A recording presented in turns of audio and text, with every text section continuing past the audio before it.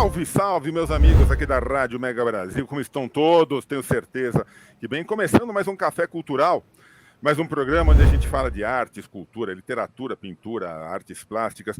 E a gente fala aqui, Igor, eu sempre gosto de repetir.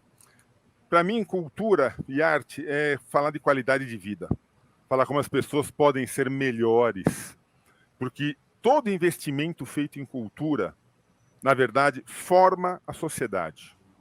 Não existe sociedade sem cultura. A identidade de um povo se dá através de seus livros, de seus quadros, de suas manifestações artísticas, que vão formando as pessoas. E uma coisa que o Igor vai se apresentar daqui a pouco, uma coisa que eu sempre falei nos meus tantos e tantos e tantos anos de jornalismo, eu fico sempre imaginando o que tem de história por trás de certos locais, de certas pessoas, de certos serviços, as histórias que estão acontecendo ali e histórias que estão se perdendo, porque ninguém está registrando. Claro que é impossível a gente registrar tudo. É impossível a gente ter essa coisa, tudo o que acontece na sociedade a gente vai registrar. Mas tem certas coisas, meus amigos, que precisam e devem ser registradas. Mas antes da gente sair falando, Igor, seja muito bem-vindo ao Café Cultural, um amigo nosso, um amigo da Mega Brasil, um amigo de todos nós aqui da casa. Seja bem-vindo. E aqui a gente não faz apresentação. Quem é Igor Ribeiro por Igor Ribeiro? Por favor. Obrigado, Sérgio. Obrigado pelo convite para participar do Café Cultural na Mega Brasil, como a gente conversou, né? Casa de grandes amigos em comum. Então, um salve para o Eduardo Ribeiro, para o Marcos Rossi, o pessoal aí da turma Mega Brasil, Jornalistas e Companhia, que eu já tive o prazer de trabalhar com eles durante algum tempo. Fantásticas pessoas, fantástico produto, extremamente necessário. Sim, sim, essencial. Eu sou um leitor e até hoje e vivo mandando, às vezes, meus pitacos, minhas colaborações lá para outros dois queridíssimos lá, o Wilson Baroncelli e o Fernando Soares. Não poderia deixar de lembrar dos dois, amigaços também lá da equipe.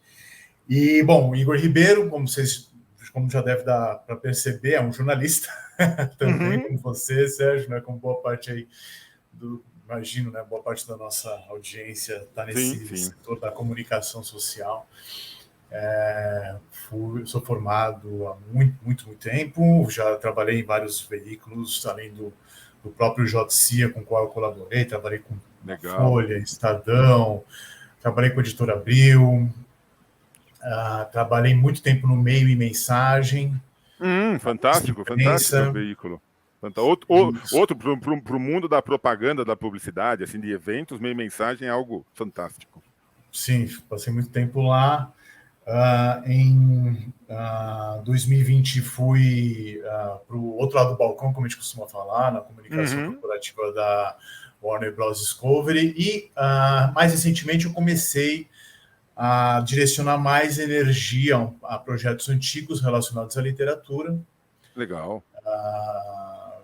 A escrita ficcional e tenho, enfim, conseguido felizmente colher alguns frutos aí desse esforço, né? Tanto é um esforço para muitos jornalistas, né? O fazer jornalístico está relacionado com a escrita, né? Sim, verdade. Ele é intimamente ligado com a escrita, não tem como, e muitos de nós a gente alimenta esse sonho de ter uma produção editorial um dia, e eu alimentava durante muitos anos, e eu consegui, depois de postergar, porque achava que não estava pronto, porque achava que tinha que estudar mais, tinha que escrever mais, depois eu acho que de ter estudado muito, ter escrito muito, finalmente, ano passado, eu tive o prazer de lançar um romance, que acho que é o nosso principal pauta aqui, né, o Vão. E também lancei... É a nossa desculpa. Eu falo que é desculpa para a gente estar batendo papo. Mas o que vai acontecer aqui, não tenho a menor ideia. A nossa principal desculpa, então, é esse, né? Esse livro que eu lancei ano passado, também lancei alguns contos numa coletânea de autores, e essa tem sido a boa parte da minha vida, né? Além de trabalhos no mundo da comunicação ainda, né? Eu tenho direcionado alguma energia também para essa coisa que me dá absoluto prazer, escrever e, através da escrita, discutir pontos, acredito que importantes, né, do nosso mundo hoje, da sociedade, da nossa história. E é isso. Não sei se a apresentação era mais ou menos isso que você esperava, mas... Tá ótimo, maravilhoso, maravilhoso. E eu não sei se você concorda com a tua experiência jornalística, aquilo que eu comentei, as histórias que acontecem na cidade. Eu sempre falo assim, eu fico imaginando, vamos falar um pouquinho do cuidado com o vão. Eu fico imaginando o que deve acontecer dentro do dia a dia do metrô, por exemplo, que é o principal tema do cuidado com o vão.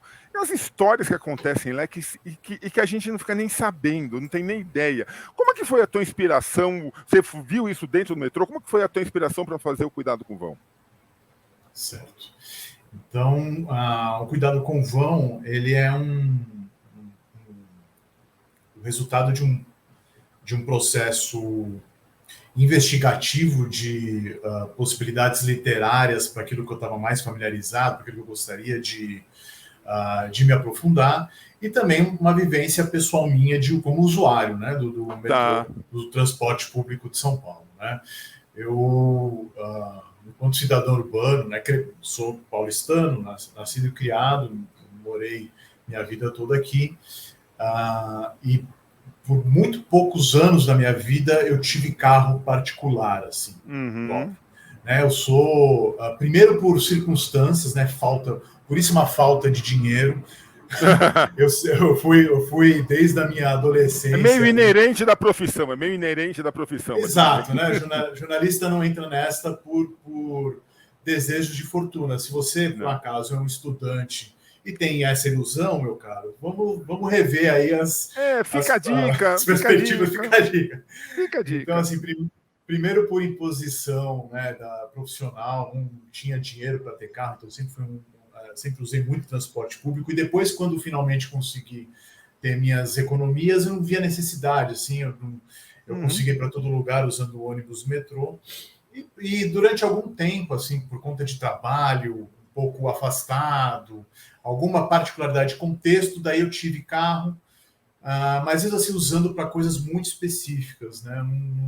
E depois, quando, enfim, isso daí também mudou, eu acabei vendendo o carro de novo e voltei para minha condição de entusiasta dos transportes, que em São Paulo, ainda bem, a gente tem uma boa situação. Exatamente. Para melhorar muito, né? Isso que eu ia falar, né, Igor? Acho que felizmente a gente tem aqui em São Paulo, que é onde a gente reside também, onde eu conheço um pouco mais, não é perfeito de forma alguma, mas você tem uma possibilidade de deslocamento com o transporte público muito boa.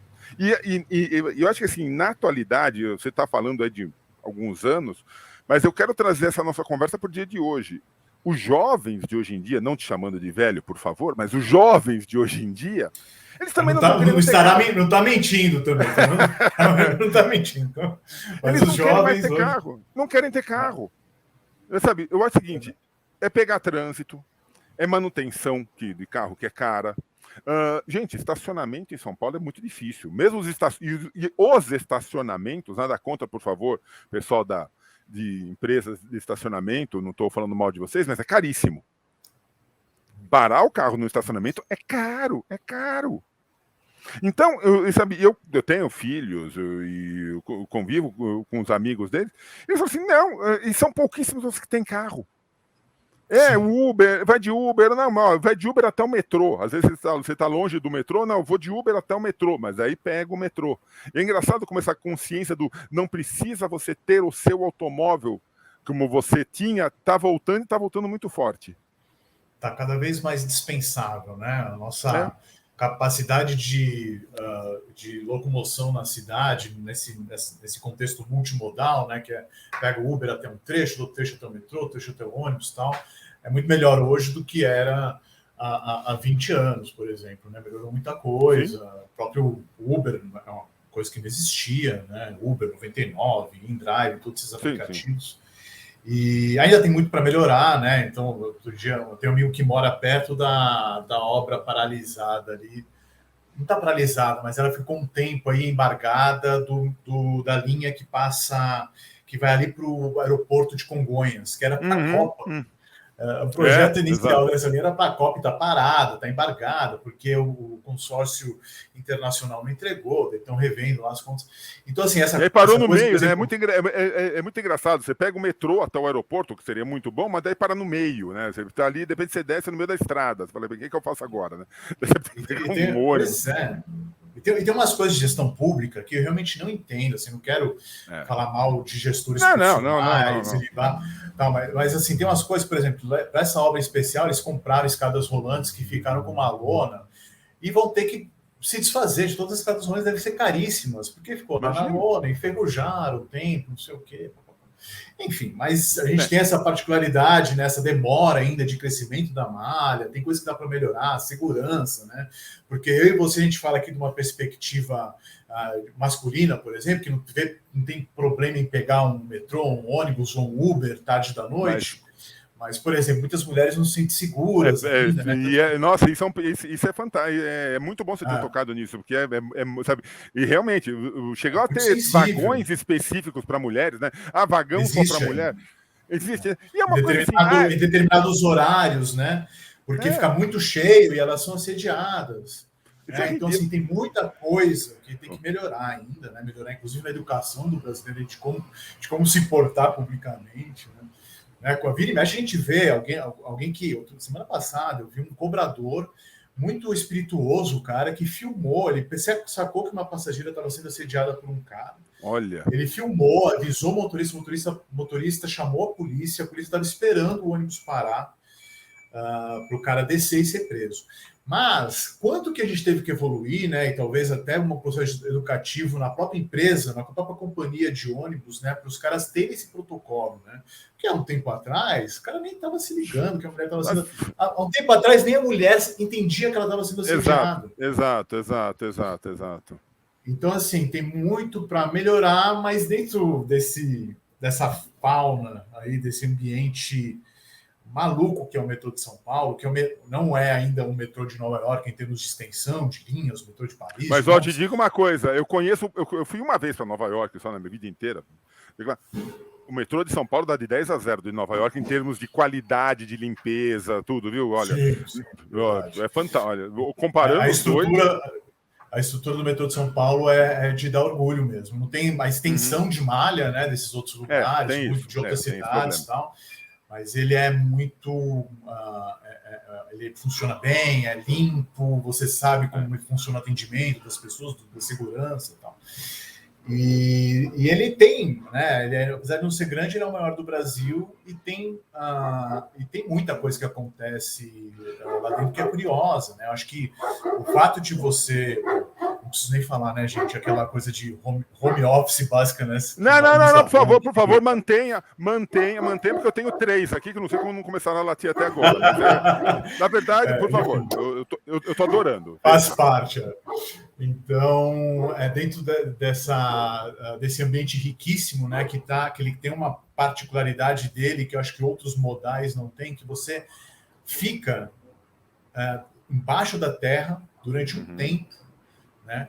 E você estabelece um vínculo de convivência com desconhecidos até você chegar no seu destino. No momento que você entra, você chega no destino. É quase como se ele, durante aquele lapso de tempo, ele colocasse ali regras novas de convivência e você tem que lidar com aquilo e saber como, né? E às vezes você, por exemplo, não tem sinal porque você está embaixo da terra, então não tem nem a desculpa de olhar para o celular. É claro que às vezes a pessoa está num fone de ouvido com a música que baixou um livro, ou tá com um livro, as pessoas podem ficar ensimesmadas, né? Mas acho que menos do que outros modais, porque você não pode olhar para fora tem um túnel escuro muitas vezes, você não tem sinal. Então, assim, esse ambiente, né, ele é muito peculiar comparado com os outros, né? Acho que todos, né? Se a gente for escrever um livro sobre, sei lá, sobre histórias bizarras em transporte aéreo, vão ter outras particularidades muito legais, em ônibus, sei lá, né, vão ter cada um suas particularidades, mas eu procurei explorar, né, dentro do metrô as coisas mais bizarras, estranhas, e eu fiz, né, um exercício de ficção para elevar isso a uma nova potência, né? Então, o que eu fiz, na verdade, eu criei alguns personagens, né? São 6 personagens que eles não se conhecem e eles vão vivendo histórias surreais, né? Cada um dentro da sua jornada, e de alguma forma todas essas histórias elas se cruzam, se esbarram, se influenciam ou não dentro da malha de metrô, como as diferentes linhas de metrô se cruzam, né? Então essa é a premissa, é a primeira brincadeira literária do livro, né? E daí tem desde, por exemplo, tem um personagem que ele acredita, ele teve uma cisão com a família há muito tempo atrás, porque ele virou um alcoólatra e ele foi expurgado da família, e ele tem a impressão de que, no sentido inverso de linha, ele vê a filha dele, que ele não vê que ele viu pela última vez criança. Então ele começa uma trajetória pessoal que é tentar reencontrar a filha no metrô. Tem um outro arco de história que é uma discussão filosófica quase, assim, entre um bêbado ateísta e um pastor evangélico dentro do metrô.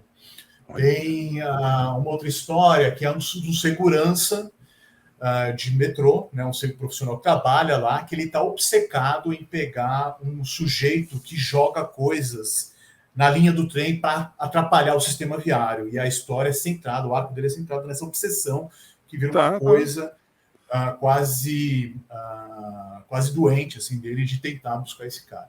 Então, assim, essas são 3 histórias para resumir um pouco qual que é o clima do livro, e são histórias, enfim, baseadas em coisas que eu vi, que aconteceram. As histórias se cruzam em certo momento, Igor? Ou não? São histórias... A maioria delas se cruzam e não é uma coisa explícita. Legal. Ou seja, em algum momento o cara que está buscando a filha cruza com segurança. Assim, por exemplo... Talvez. Assim, ou seja, são histórias estanques. Porque uma coisa que eu acho muito legal no metrô, e que você está relatando... me veio aqui um paralelo, por exemplo, com elevadores de prédio. E é muito interessante, porque assim, num condomínio que tem um elevador, você mora ali, são seus vizinhos, você tem uma convivência com eles. Agora, a coisa mais normal do mundo é você entrar no elevador, ter o seu vizinho lá, você, bom dia, e baixa a cabeça. No metrô, cada um no seu universo, e, gente, você mora no mesmo endereço, é o mesmo CEP, pelo amor de Deus. O mínimo que você pode fazer é pensar que aquela pessoa está convivendo e vai ter o mesmo problema, tem alguma coisa com você. Mas no metrô, você pode encontrar, quer dizer, todo dia, se você tem uma regularidade, mas eu fico imaginando, você entra no metrô, você tem uma senhora, bom dia. Pô, depois de 10 vezes que você está entrando no metrô e está com a mesma senhora, já não é mais o mesmo bom dia, né? Agora você e você começa a ter um relacionamento com essa pessoa até mais de conversar do que do elevador. Eu falo, a senhora está aqui, nossa, a senhora não veio ontem. Você começa a falar assim, poxa, aquela senhora não está aqui hoje. O que será que aconteceu com ela? Quer dizer, você começa a ter convivências dentro de um metrô. Isso é muito legal.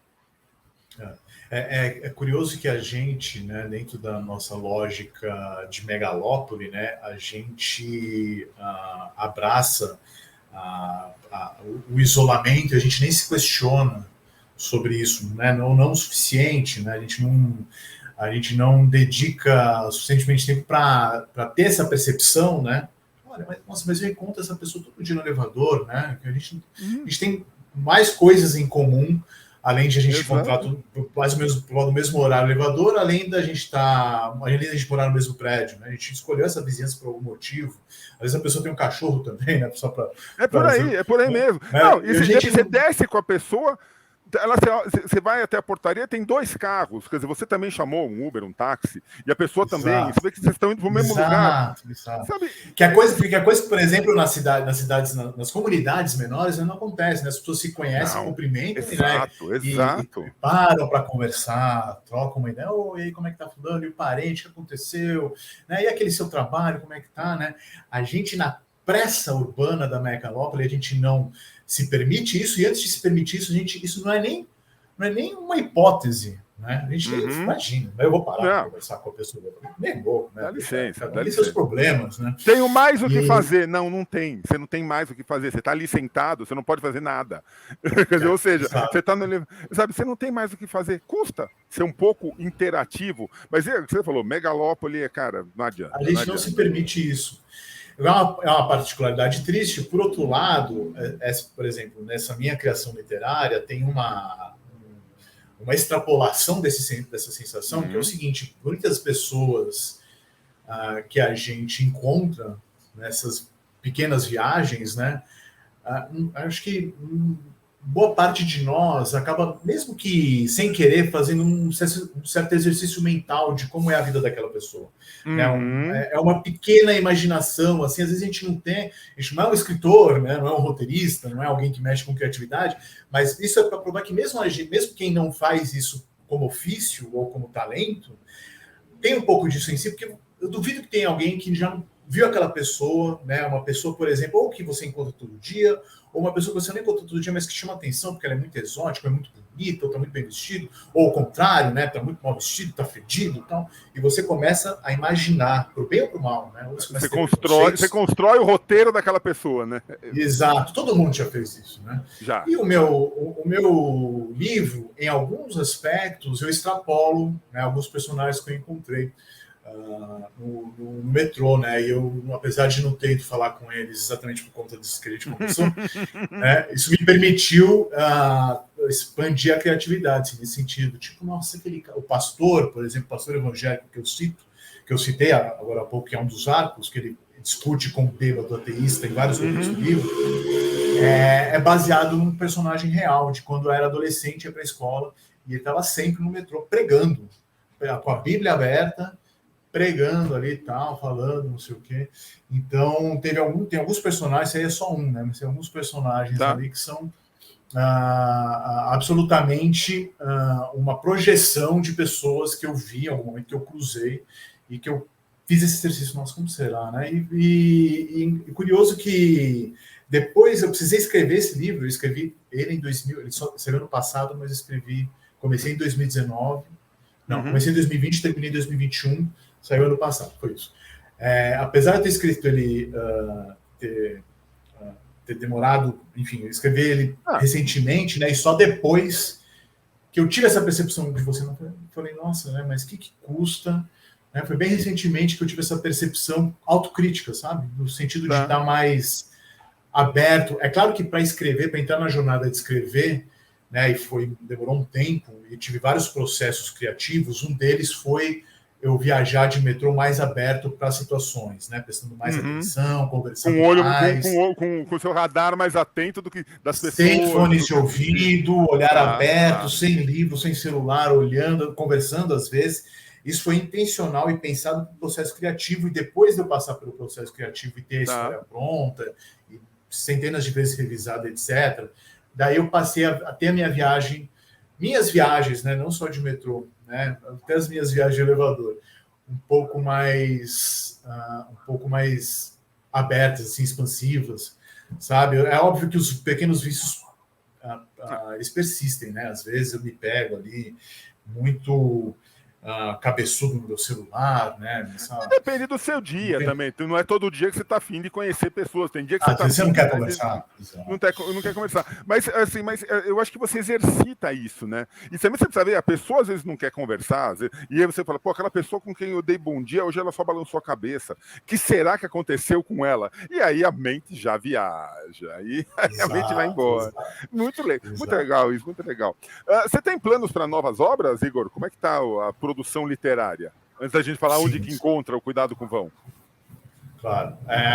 Então, eu estou sempre escrevendo, né? Escrever é a minha atividade que ocupa quase todos os meus dias, todas as minhas semanas, com certeza, quase todos os meus dias. Né? Algum horário eu paro para fazer isso.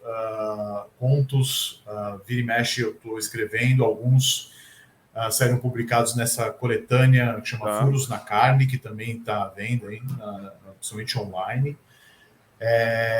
Eu estou escrevendo um romance novo, que estou terminando. Comecei faz um ano, faz quase um ano, comecei em março do ano passado, e estou a ponto de terminar, estou com essa meta. Você está com aquele problema? Você está com aquele problema que diversos autores já comentaram aqui comigo, assim, quando a gente começa a escrever, A gente vem aquele turbilhão de ideias. Então você vai ao mesmo tempo que você vai escrevendo, você vai anotando, né? Isso aqui mais para frente, esse cara aqui vai tomar um tiro, mais para frente essa pessoa vai viajar, esse personagem vai fazer. Você vai escrevendo. Chega uma hora que você fala assim, eu preciso terminar. E você não consegue terminar, porque é aquele turbilhão de ideias e vai embora. Teve um autor, não vou lembrar o nome agora aqui, desculpa, a minha idade já não permite mais. Mas assim, ele falou assim, eu não conseguia terminar o livro. Eu queria terminar, daí ele falou assim, o que eu fiz? Eu cortei a história, falei, vai ter o 2, não tem como, vai ter a continuação. Porque ele falou, eu tô escrevendo, eu não conseguia terminar. Você tá com esse problema de não conseguir terminar ou não? Você tá com o final na cabeça? Felizmente não, esse aí é um outro processo. O Cuidado com o Vão foi complicado por o ponto final, porque não tinha... Eu fui chegando perto do final e fui tendo a sensação de que eu ia terminar, sem saber direito qual que ia ser o final. Uhum. Teve um outro livro que eu fiz que está inédito, enfim, que é uma coletânea de contos que eu não publiquei ainda, enfim, está pronto, mas eu estou, enfim, dando uns arremates nele, escrevendo em prêmios, essas coisas. E tá querendo colocar mais um conto. Acho que mais esse conto. Então, esse aí eu fui tirando o conto, na verdade. Esse aí, o meu processo de revisão é deixar ele mais enxuto do que ele era. Ele nasceu como um monstrego, cheio de coisa que, quando eu passei para um revisor técnico, porque assim, tem uma coisa também que tem algumas coisas, né? Não vou limitar a duas, é que me ocorreram duas agora que ajudam nesse processo de produção. Uma é você contratar um cara para fazer uma revisão crítica, assim, um profissional que está acostumado a fazer isso, e você vai gastar algum dinheiro, porque assim, você não vai conseguir uma revisão crítica boa se sente um amigo seu. Um amigo seu nunca vai te falar as verdades que você precisa ouvir sobre o seu próprio livro, entendeu? Talvez até um cara brutalmente honesto, se tiver a sorte de ter alguém assim. Mas tem que ser um profissional. O profissional ele vai te falar. É uma profissão assim que faz sentido, em primeiro lugar, sabe? É um cara estudioso, o trabalho dele é dedicado, ele merece o dinheiro, enfim, que ele vai receber para se dedicar ao seu livro. E se você for agnóstico suficiente, você vai receber dicas maravilhosas para a sua obra, a sua produção e tal. E daí, para o primeiro livro, para esse coletânea de contos que não saiu, esse cara, ele acabou comigo. Acabou no bom sentido, tá? Acabou do jeito... construtivamente, vamos dizer assim. Ele acabou falando, amigo, você tem que ter metade desse tamanho, tá muito grande, faz isso, cara, isso aqui não precisa. Isso aí é uma coisa que eu acho que é muito valiosa, e às vezes você não está conseguindo acabar, você não precisa esperar ao ponto final. Você pode começar uma conversa com um revisor técnico, justamente nesse sentido, sabe? Olha, eu estou em dúvida, você pode me ajudar, tal. Você pode ler, a gente faz um acordo aqui para você me dando um input até o final. Acho que tem ele pode até te falar assim, gente, meu amigo, o livro já acabou, ele acabou aqui. A partir daqui você está enrolando. Porque é muito legal. Ou o contrário, ele vai falar, olha, essa parte aqui no começo tá demais, mas aqui no final você precisa encerrar ainda, vai por aí. Exato. Revisor técnico é só um nome, tá? É crítico literário, tem vários nomes aí dessa profissão, que é uma profissão válida, existente, que eu recomendo. E outra coisa que ajuda muito, que está colaborando nesse livro agora, é você participar de oficinas de escrita criativa, de ficção. Né? Eu participei de duas, né? Uma eu estou quase que sendo fiel ao processo, assim, do começo ao fim. É claro que você vai acrescentando uma coisa ou outra, mas eu tenho muito orgulho de ter feito parte da oficina do Luiz Assis Brasil, lá da PUC do Rio Grande do Sul. E eu fiz ela em 2021, e ele tem, o que ele passa em termos de te ajudar no dia a dia do seu processo de escrita, né, seja para romance, novela ou conto, né, é muito valioso, é assim, insubstituível, e um dos processos que ele passa, eu decidi, quando eu tive a ideia desse romance que eu estou fazendo agora, eu decidi já no começo do adotar. Então, ele já está bem desenhado, estruturado, eu não tenho nenhuma sinopse pronta ainda, mas é uma história de uma família, né, uma ficção, mas é uma história de uma família que, vamos dizer assim, lida com alguns assuntos graves relacionados a veias do passado, assim, dores passadas mal resolvidas em relação à ditadura militar. E enquanto tem esse olhar para o passado, no presente tem essa mulher, que é uma mãe, chefe de família, que está num processo de depressão e um pouco de abandono, justamente porque tem esse olhar para o passado, não deixa enxergar o presente. Né? Então, é mais ou menos essa a história. Legal. E como eu comecei há um ano atrás, eu tenho esse prazo, que é um prazo, né? Ninguém se importa com isso, a não ser eu mesmo, que é encerrar ele antes de completar um ano. Na verdade, é a pessoa que mais importa, né? Ninguém se importa, só eu, mas é quem mais importa, por aí mesmo. Porque muito escritor, como comercialmente, né, lançado, ele tem lá em posição da editora, sim, né? Nossa, sim. E todos eles acabam, né? Todos eles não posso. Mas a grande maioria. A parte acaba quebrando esse prazo, tal, não sei o quê, né? Eu não tenho prazo com editora nenhum, tenho prazo tem com grandes filmes, aliás, sobre isso, né? Tem filmes sobre isso. Tem grandes filmes de escritores que não conseguem entregar. Isso aí não tem. Exato. Isso aí dá um livro. Dá. É muito legal. Igor, deixa eu perguntar para você, onde que o povo encontra o Cuidado com o Vão? Como que pode ter acesso a essa obra? Certo, vamos lá.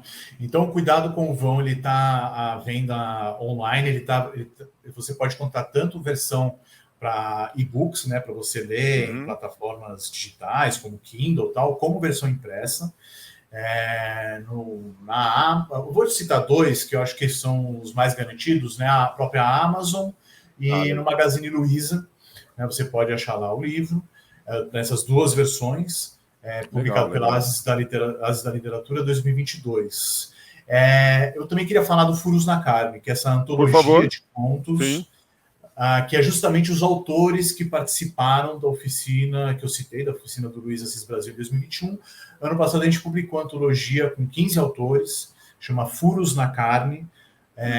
Você também acha na Amazon e no próprio site da editora, que é a Bestiário, que é uma editora lá do Rio Grande do Sul. Autores ótimos, assim, os contos são maravilhosos, uma galera assim da mais alto gabarito, qualidade, super orgulho de ter participado disso com eles. E, ô Sérgio, para terminar, né, eu não sei que dia eu sei que tem um cronograma aí da rádio para colocar os programas no ar, mas eu quero fazer um sorteio do livro. Que legal, quando a gente tiver uma notícia de quando a gente está gravando isso hoje no fim de fevereiro, né? Mas quando tiver a notícia e a confirmação de quando vai ao ar, eu vou fazer um post no meu Instagram. O meu ID é Igor78 Ribeiro, 78 número, Igor78 Ribeiro. Vou fazer um post lá anunciando que a gente tem a data já de veiculação aqui do programa, né? Que vai estar disponível para as pessoas assistirem. E quem comentar lá dizendo que quer participar, que quer ganhar um livro, eu vou fazer um sorteio depois para mandar. Cara, obrigado. Deixa eu mostrar aqui, ó. Inclusive, deixei aqui, nem mostrei, ó. Cuidado com o Vão, dá para ver aí? Legal. Olha, meu amigo, em nome do povo que assiste aqui o Café Cultural, eu quero agradecer isso. Poxa vida, é sempre bom a gente ter esse estímulo. Independente do sorteio, pessoal, sigam o Igor. Então, como é que é? Igor78 Ribeiro, tudo junto. Igor78 Ribeiro, vou lá fazer o sorteio aqui do Cuidado com o Vão. Já sigam, já se inscrevam, sigam no canal para que possam, assim, quando tiver o post do programa, vocês já estão seguindo o canal, já estão sabendo, já fica. Caiu minha câmera aqui, olha que maravilha. O programa é uma desgraça. Voltamos. Então, não esqueçam de seguir, já fica mais fácil. Igor, muito obrigado, queria te agradecer Sérgio. Demais. Obrigado pelo sorteio. Um bate-papo fantástico, maravilhoso. Obrigado, eu tenho certeza que conversa. O teu novo livro vai ser tão fantástico quanto. E aí, quando lançar o romance, volta aqui pra gente bater papo. Pô, vou adorar. Fiquei amarradaço aí com a nossa conversa, com o nosso papo. Muito obrigado pelo espaço e até a próxima. Até a próxima. E você que assistiu mais essa edição do Café Cultural, meu grande abraço. Semana que vem a gente tá de volta. Valeu, gente. Valeu, Igor. Até mais. Valeu. Tchau.